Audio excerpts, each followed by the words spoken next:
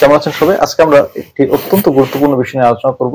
অনেকেই প্রশ্ন করেছেন আরএমজি গ্যাজেটের যে 9% ইনক্রিমেন্টের প্রস্তাবটি এসেছে এটি কি ইপিজেড এর জন্য অ্যাপ্লিকেবল কিনা। আবার অনেকেই প্রশ্ন করেছেন যে এই 9% ইনক্রিমেন্টটি কটন টেক্সটাইলের জন্য অ্যাপ্লিকেবল কিনা।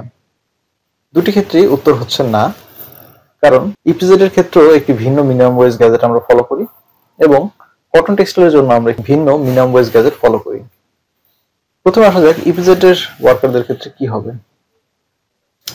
ইপিজেড ওয়ার্কারদের ক্ষেত্রে গত বছর যে মিনিমাম ওয়েজ গ্যাজেটটি পাবলিশ হয়েছে সেখানে বলা আছে প্রত্যেক শ্রমিককে বাৎসরিক ইনক্রিমেন্ট 5 থেকে 10%, অর্থাৎ একটি ফ্যাক্টরিতে যতজন ওয়ার্কার আছে তাদের 50% শ্রমিকের ইনক্রিমেন্ট হবে 10% এবং বাকি 50% শ্রমিকের ইনক্রিমেন্ট হবে 5 থেকে 10%। এই গ্যাজেটটি 2023 সালের 1 ডিসেম্বর থেকে অ্যাপ্লিকেবল হয়েছিল, তাই পরবর্তী বছর অর্থাৎ 2024 সালের 1 ডিসেম্বর থেকে কিন্তু ইনক্রিমেন্টটি অ্যাপ্লিকেবল হবে।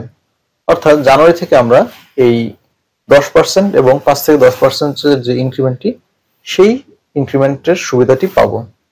এই ইনক্রিমেন্টের প্রভিশনটি বাংলাদেশের যতগুলি ইপিজেড আছে অর্থাৎ ঢাকা ইপিজেড, আদমজী ইপিজেড বা চিটাগাং ইপিজেড সহ যতগুলি ইপিজেড আছে সবার জন্যই এটি প্রযোজ্য। এখন আমরা কথা বলবো কটন টেক্সটাইল গ্যাজেটের শ্রমিকদের নিয়ে।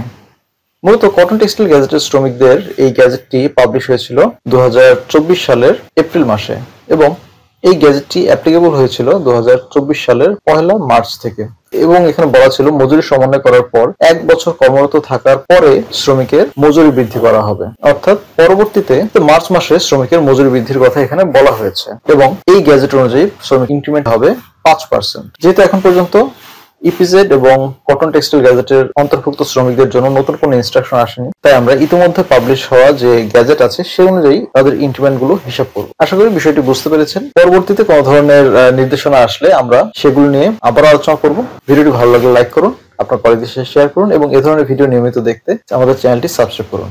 আপনার কোনো মতামত থাকলে তা অবশ্যই আমাদেরকে কমেন্টে জানাবেন। ধন্যবাদ।